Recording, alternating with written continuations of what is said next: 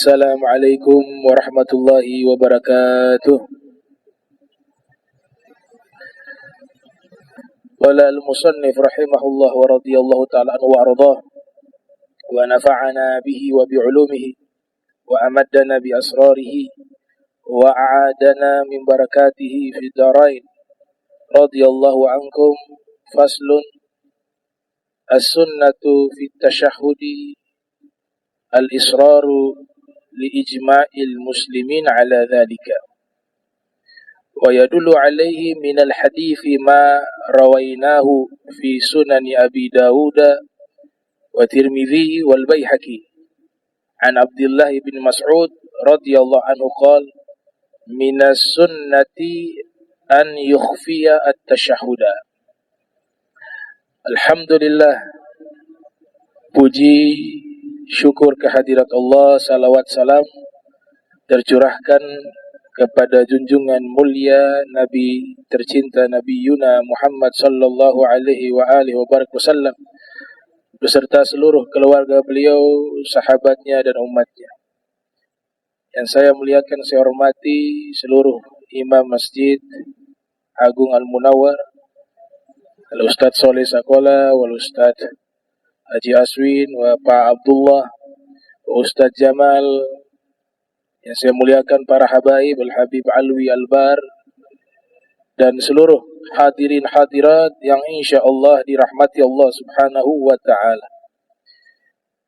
Kita sampai ke satu fasal tentang as-sunnah fit tashahhud al-israru, sunnah membaca tasyahud, al-israru, tidak mengeraskan suara, baik tasyahud awal maupun tasyahud akhir. Jadi sunnahnya membaca tasyahud itu dibaca secara sir, tapi harus diperhatikan makna sir di sini bukan tanpa suara, yaitu minimalnya an yusmi'a nafsah, yang membaca mendengar sendiri bacaannya.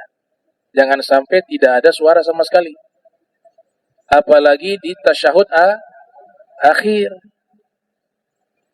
Sebab tasyahud akhir adalah rukunun min arkanis sholat. Dia adalah rukun di dalam sholat. Taib. Dan ini liijma'il muslimin, kesepakatan para ulama di dalam mazhab Syafi'i khususnya, ala dzalika, atas hal tersebut. Wa yadullu alaihi minal hadithi ma rawainahu fi sunani Abi Dawud wa Tirmidhi wal Baihaqi. Hadis terkait kesunahan membaca tasyahud secara sir itu disebutkan, yang kami riwayatkan di dalam Sunan Abi Dawud, di dalam Sunan At-Tirmidzi, dan juga di dalam Sunan Al-Baihaqi, As-Sunanul Kubra, dari sahabat bernama Sayyidina Abdullah bin Mas'ud. Beliau menyatakan minas sunnah an yukhfiya at-tashahhuda, dari sunnah yaitu mengsirkan bacaan tasyahud. Jadi dalilnya dari kaulnya sahabat yang bernama Sayyiduna Abdullah bin Mas'ud radhiyallahu anhu. Beliau orang ke-6 masuk Islam dalam sejarah. Ya, minas sabiqun al-awwalun, minas sabiqin al-awwalin, termasuk golongan sahabat yang paling awal memeluk agama Islam. As-sabiqun al-awwalun minal muhajirina wal ansar. Beliau dari golongan muhajirin, dan beliau bacaan Al-Qur'annya sangat indah. Bacaan Al-Qur'annya sangat indah, tajwidnya benar, tartilnya benar, sehingga Nabi pernah menyampaikan, man arada an yagra al-Qur'an tari'a kama unzil falyaqra ala qiraati ibni ummi Abdillah atau kama qala sallallahu alaihi wasallam ibni ummi Abdillah. Siapa yang ingin membaca Al-Quran dengan bacaan yang original, yang masih asli, sebagaimana Al-Quran itu diturunkan, maka hendaklah dia membaca Al-Quran dengan cara baca Al-Qurannya Abdullah bin Mas'ud. Itu langsung direkomendasi oleh Rasul sallallahu alaihi wasallam. Dan Nabi pernah mengatakan kepada beliau, anta fatan mu'allam. Anta fatan mu'allam. Engkau adalah pemuda yang berilmu. Beliau juga tugasnya membawa sendal Nabi. Sahibu na'lai Nabi. Ya, yang biasa membawakan sendal Rasul itu beliau Ibnu Mas'ud. Wal wisadah, juga bantal. Ya. Kemana-mana Nabi kalau pergi, beliau sudah standby membawa bantal, karena beliau duduk sudah ada bantal di situ. Beliau lepas sendal, yang ngambil sendalnya Nabi dan menjaga sendalnya Nabi adalah Ibnu Mas'ud radhiyallahu anhu. Orangnya kecil, kurus, kecil. Sampai pernah satu waktu beliau naik pohon kurma, ya, naik pohon kurma. Kemudian angin bertiup, betisnya kelihatan, betisnya halus. Para sahabat ketika menyaksikan pemandangan itu, mereka tertawa karena melihat betisnya Ibnu Mas'ud yang sangat kecil. Dan Nabi ada waktu itu. Kemudian Nabi bertanya, kenapa kalian tertawa? Mereka mengatakan, wahai Rasul, itu lihat betisnya Ibnu Mas'ud. Kemudian Rasul bersabda, wallahi, demi Allah, lasaquhu yaumal qiyamati akbar min jabal Uhud. Atau kama qala sallallahu alaihi wasallam. Demi Allah, betisnya Ibnu Mas'ud itu di hari kiamat lebih besar dari gunung Uhud. Ya. Ada li ta'zimi wa tashrifi wa takrimi. Ucapan itu untuk memuliakan beliau. Ya. Memuliakan beliau. Jadi beliau yang mengatakan bahwa sunnah memelankan bacaan tasyahud. Qala Tirmidzi haditsun hasanun. Imam Tirmidzi menyatakan riwayat ini adalah riwayat hadis hasan. Hadis hasan, hadis yang bagus. Istilah hasan ini yang mempopulerkan Imam Tirmidzi. Ya. Haditsun hasan. Wa qala al-Hakim, Imam Hakim yang lahir tahun 321 Hijriah, wafat 405 Hijriah, dalam kitab Al-Mustadrak, beliau mengatakan sahihun. Hadis ini sahih. Jadi Imam Tirmizi mengatakan hadis hasan, Imam Hakim mengatakan hadis sahih. Al-Imam Tirmizi lahir 209 Hijriah, wafat 279 Hijriah. Ini yang disebut dalam istilah ilmu mustalahil hadis disebut dengan hadis mauquf. Jadi beliau tidak menyampaikan keterangan dari Nabi, langsung beliau yang mengatakan, sahabat yang mengatakan. Kalau beliau mengutip sabdanya Nabi, namanya hadis al-marfu'. Wa ma udhifa lin nabi marfu'u wa ma litabi'in huwal maqtu'u. Jika dinisbatkan kepada Nabi riwayat tersebut, maka disebut hadis marfu'. Wa ma adaftahu ilal ashabi min qaulin wa fi'lin fahuwa mauqufun zukin. Dan jika disandarkan riwayat itu dari sahabat, disebut dengan hadisul mauquf. Wa idza qala sahabi minas sunnah kadza kana bi ma'na qawlihi qala Rasulullah sallallahu alaihi wasallam hadza huwa al-madhhabu as-sahih al-mukhtar alladhi alayhi jumhur al-ulama'i min al-fuqaha'i wal muhaddithin wa ashabil usul wal mutakallimin rahimahumullah. Falau jahara bihi kuriha walam tabtul salatuhu wala yasjudu li sahwi. Para sahabat juga, bukan hanya Ibnu Mas'ud, tapi banyak sahabat Nabi mengatakan hal yang sama. Ya, itu hukumnya sunnah membaca secara sir tasyahud.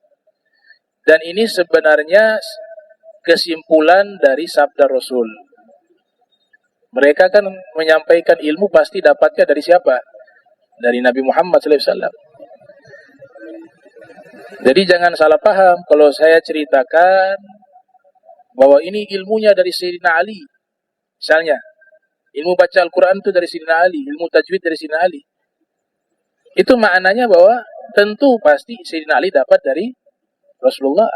Tapi yang menyusun menjadi ilmu, yang mempopulerkan itu, yang membagikan itu, Sayyidina Ali bin Abi Thalib. Misalnya ilmu tajwid. Ya. Ilmu tajwid sebenarnya yang terkenal itu namanya Qasim, ya. Qasim As-Salami. Wakil hadza fi awal yang meletakkan ilmu tajwid yaitu Al-Imam Ali bin Abi Thalib. Karena di dalam kitab At-Tamhid fi Ilmi Tajwid karya Ibnu Al-Jazari, Sayyidina Ali ditanya tentang tafsiran warattilil Qur'ana tartila, bacalah Al-Quran dengan tartil. Di situ dijawab oleh Sayyidina Ali, makna bacalah Al-Quran dengan tartil adalah tajwidul huruf wa ma'rifatul wukuf. Tajwid, memperbagus bacaan huruf Al-Quran dan mengetahui letak berhentinya membaca Al-Quran. Itu kan isyarah dengan isyarah ilmu tajwid. Dan ini adalah mazhab yang dipilih oleh mayoritas para ulama, para fuqaha, para ahli hadis, para ahli usul, dan para ahli kalam. Falau jahara bihi kuriha. Seandainya ada yang membaca tasyahud, mengeraskan suara, dia baca dengan keras, maka hukumnya makruh. Solatnya sah, tapi makruh. Walam tabtul solatuhu, solatnya tidak batal sama sekali. Tapi dia sudah melakukan satu perbuatan makruh. Wala yasjudu li sahwi, dan tidak ada kesunahan sujud sahwi. Misalnya ada yang sengaja baca tasyahud awal maupun akhir secara jahar, keras. Itu hukumnya makruh. Salatnya tidak batal dan tidak perlu sujud sahwi. Cuma sudah berlawanan dengan sunnah. Ya. Wa babu salati ala nabi sallallahu alaihi wasallam ba'da tasyahudi. Bab salawat kepada Nabi sallallahu alaihi wasallam setelah tasyahud. Jadi bacaan tasyahud bergandengan juga dengan bacaan salawat. Tasyahud bergandengan dengan salawat. I'lam anna salata ala nabi sallallahu alaihi wasallam wajibatun inda Syafi'i rahimahullah. Ketahuilah bahwa sesungguhnya salawat kepada Nabi hukumnya wajib menurut Imam Syafi'i. Maknanya apa? Wajib di dalam solat. Setelah tasyahud, hukumnya wajib. Kalau tidak dibaca, tasyahudnya tidak sah. Tasyahud akhir tidak sah, solat juga tidak sah. Makanya di sini beliau katakan wajib. Al-Imam Syafi'i. Ba'da tasyahudil al-akhir, yaitu sesudah tasyahud akhir. Lau tarakaha fihi lam tasihha salatuhu, seandainya tidak membaca tasyahud, tidak membaca salawat di tasyahud akhir, salatnya tidak sah. Salat tidak sah. Wala tajibu salatu ala alin nabi sallallahu alaihi wasallam fihi ala al-madhhab as-sahih al-mashhuri lakin tustahabbu. Dan tidak wajib membaca salawat kepada keluarga Nabi, itu pendapat yang paling populer dan paling sahih. Jadi kan ada kata alih di situ kan. Nah, ini pendapat jadid Imam Syafi'i. Al-Qaul al-Jadid Imam Syafi'i menyatakan tidak pakai salawat kepada keluarga Nabi tetap dianggap sah, tapi meninggalkan sunnah. Itu pendapat apa? Pendapat baru.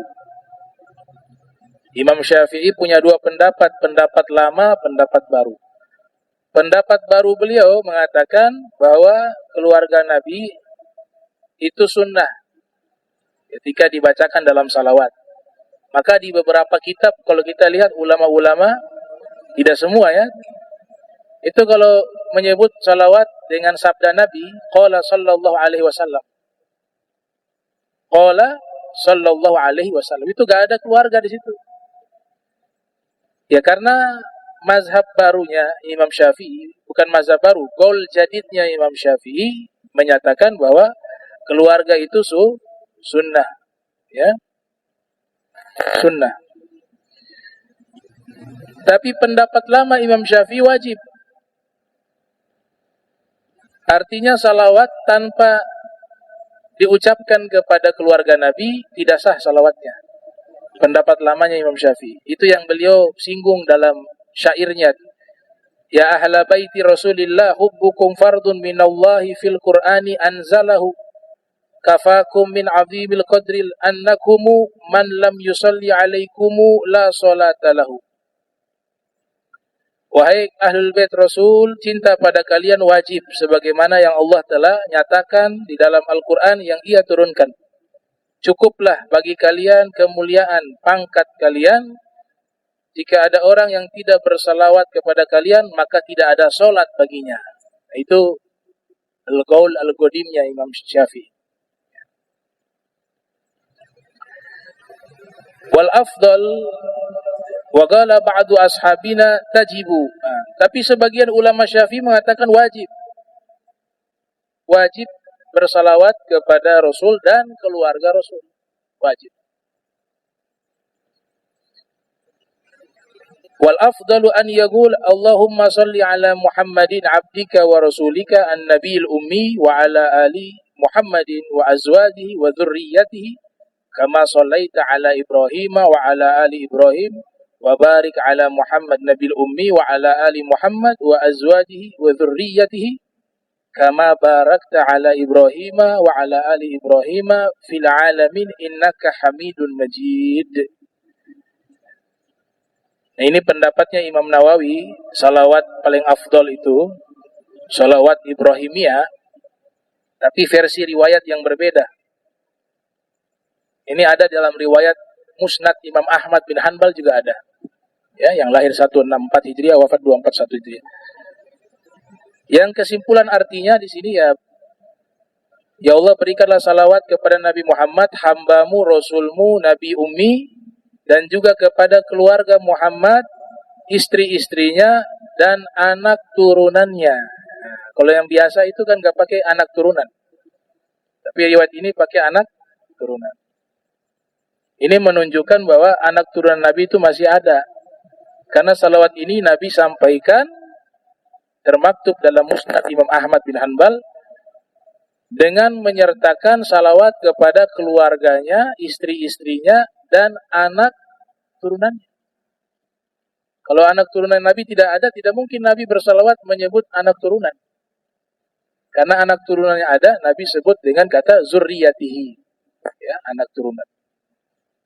Imam Mahdi itu dalam hadis Nabi nyatakan al-Mahdi min auladi Fatimata min zurriyati.